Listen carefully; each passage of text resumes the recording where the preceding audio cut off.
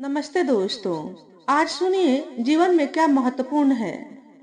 Textile designer मीता रोज की तरह उस दिन भी शाम को अकेली अपने फ्लैट में लौटी, परंतु वह रोज जैसी नहीं थी। दोपहर भोजन के बाद से ही उसके भीतर एक कसमकस, एक उथल पुथल, एक अजीब सा द्वंद चल पड़ा था और उस द्वंद ने उसका पीछा अब तक नहीं छोड़ा था। सुलभा ने दीपिका के बारे में अचानक यह घोषणा कर दी थी कि उसके माँ बाप को बिना किसी परिश्रम और दान दहेज की शर्त के दीपिका के लिए अच्छा खासा चार्टर्ड अकाउंटेंट वर्क मिल गया है। दीपिका के तो मजे ही मजे हैं। 10,000 रुपये वह कमाएगा और 4 से 5 हजार दीपिका। 15,000 की आमदनी दिल्ली में पति पत्नी के ऐशो आराम के लिए बहुत है। दीपिका के बारे में सुलभा की इस घोषणा ने अचानक ही मीता को अपनी बढ़ती उम्र के प्रति सचेत कर दिया। सबके साथ वह हंसी बोली तो जरूर, परंतु वह स्वाभाविक हंसी और चहक अचानक ही गायब हो गई और उसके भीतर एक कसम कसी जारी हो गई। जब तक मीता इंस्टीट्यूट में पढ़ रही थी और टेक्सटाइल डिजाइनिंग की डिग्री ले रही थी, माता पिता उसकी शादी को लेकर बहुत परेशान थे। लेकिन जब वह दिल्ली की इस फैशन डिजाइनिंग कंपनी में 4,000 रुपये की नौकरी पा गई और अकेली मजे से यहाँ एक छोटा सा फ्लैट लेकर रहने लगी, तब से वे लोग भी कुछ निश्चिंत से हो गए हैं। मीता जानती है उसके माता पिता बहुत दक्यानुसी नहीं हैं।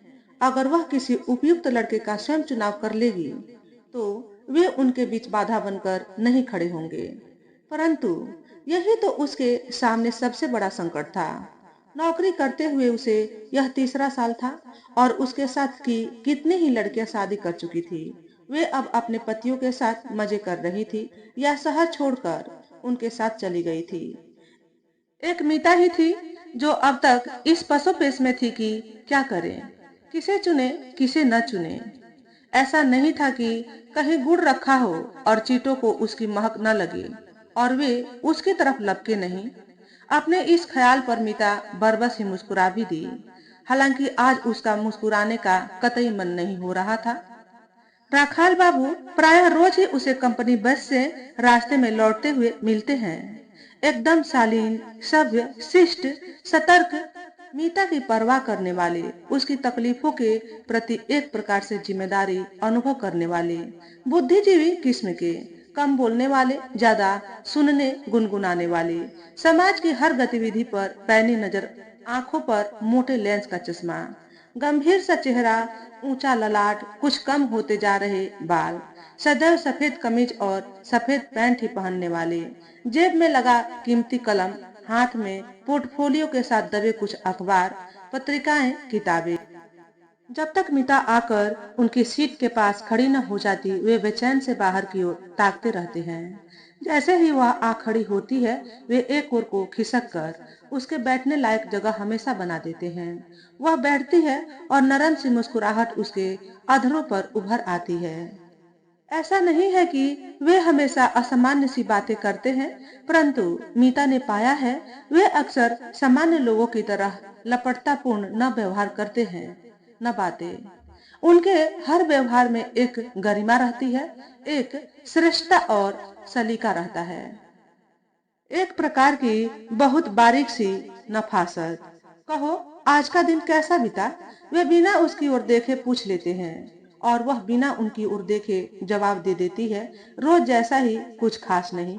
मीता, कैसी अजीब होती है यह जिंदगी। इसमें जब तक रोज कुछ नया न हो, जाने क्यों लगता ही नहीं कि आज हम जिए। क्यों? वे उत्तर के लिए मीता के चेहरे की रग रग पर अपनी पैनी नजरों से टटोलने लगते हैं। जानती हो, मैंने अखबारों से जुड़ी जिंदगी क्यों चुनी? महज इसी नएपन के लिए। हर जगह बासीपन है, सिवा अखबारों के। यहाँ रोज नई घटनाएं, नए हादसे, नई समस्याएं, नए लोग, नई बातें, नए विचार। हर वक्त एक हलचल, एक उठापटक, एक संशय, संदेह भरा वातावरण। हर वक्त षड्यंत्र, सत्ता का संघर्ष, अपने आप को बनाए रखने और टिकाए रखने की जी तोड़ कोशिशें। मित्रों के घात प्रतिघात, आघात और आस्तीनों के सांपों का हर वक्त फुफकारना। तुम अंदाजा नहीं लगा सकती मीता, जिंदगी में यहाँ कितना रोमांच, कितनी नवीनता, कितनी अनिश्चितता होती है। लेकिन आपके धीर गंभीर स्वभाव से आपका यह करियर कतई मेल नहीं खाता। कहाँ आप चीजों पर विभिन्न कोणों से गंभीरता से सोचने वाले, और कहाँ अखबारों में सिर्फ घटनाएं और घटनाएं, इनके अलावा कुछ नहीं। आपको उन घटनाओं में एक प्रकार की विचार शून्यता महसूस नहीं होती। आपको नहीं लगता कि जो कुछ तेजी से घट रहा है वह बिना किसी सोच के, बिना किसी प्रयोजन के बेकार और बेमतलब घटता चला जा रहा है? यही मैं तुमसे भिन्न सोचता हूँ। मीता, आजकल की पत्रिकाओं में तुम क्या देख रही हो? एक प्रकार की विचार शून्यता। मैं इन घटनाओं के पीछे व्याप्त कारणों को तलाशता हूँ। इसीलिए मेरी मांग है और मैं अपनी जगह बनाने में सफल हुआ हूँ। मेरे लिए कोई घटना महज घटना नहीं है, उसके पीछे कुछ उपयुक्त कारण है। उन कारणों की तलाश में ही मुझे बहुत देर तक सोचते रहना पड़ता है। तुम आश्चर्य करोगे, कभी कभी चीजों के ऐसे अनछुए और नए पहलू उभर कर सामने आते हैं कि मैं भी और मेरे पाठक भी, यूं मेरे संपादक भी सब चकित रह जाते हैं। आखिर क्यों क्यों होता है ऐसा? इसका मतलब है हम घटनाओं की भीड़ से इतने आतंकित रहते हैं, इतनी हड़बड़ी और जल्दीबाजी में रहते हैं कि इनके पीछे के मूल कारणों को अनदेखा, अनसोचा कर जाते हैं, जबकि जरूरत उन्हें भी देखने और उन पर भी सोचने की होती है। राखाल बाबू किसी भी घटना के पक्ष में सोच लेते हैं और विपक्ष में भी। वे आरक्षण के जितने पक्ष में विचार प्रस्तुत कर सकते थे, उससे ज्यादा उसके विपक्ष में भी सोच लेते थे। गजरौला के कॉन्वेंट स्कूल की ननों के साथ घटी बलात्कार और लूट की घटना को उन्होंने महज घटना नहीं माना। उसके पीछे सभ्यता और संस्कृति से संपन्न वर्ग के खिलाफ उजड़, वहशी और बर्बर लोगों का वह आदिम व्यवहार जिम्मेदार माना, जो आज भी आदमी को जानवर बनाए हुए है।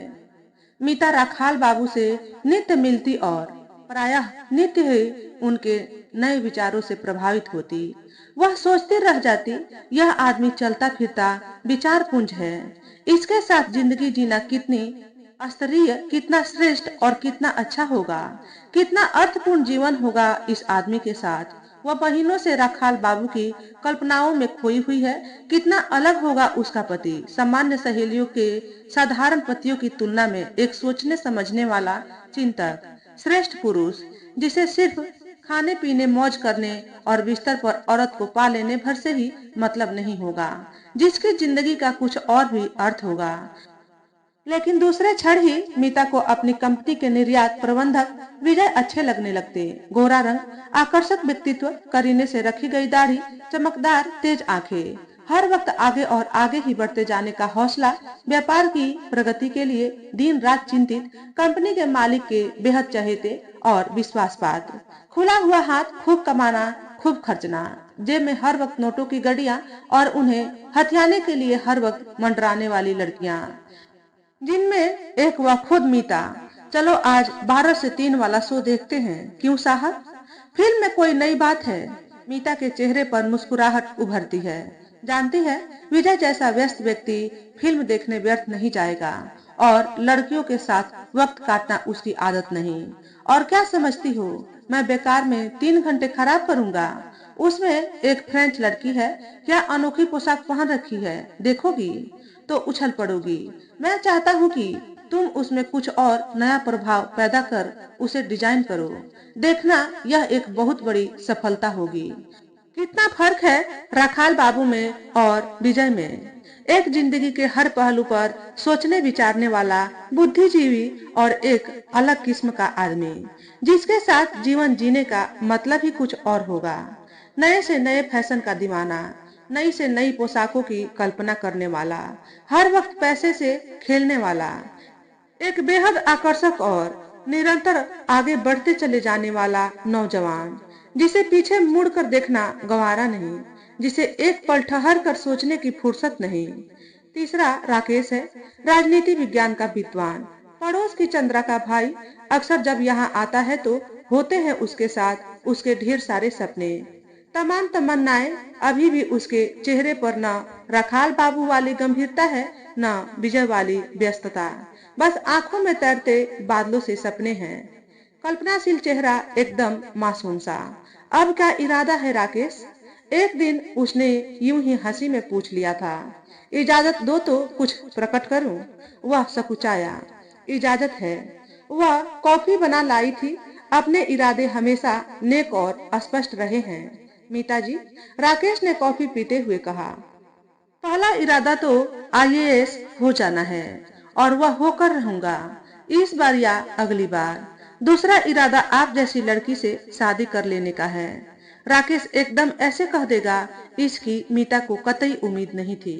एक क्षण को वह अचकचा ही गई, पर दूसरे क्षण ही संभल गई। पहले इरादे में तो पूरे उतर जाओगे राकेश, लेकिन दूसरे इरादे में तुम मुझे कच्चे लगते हो।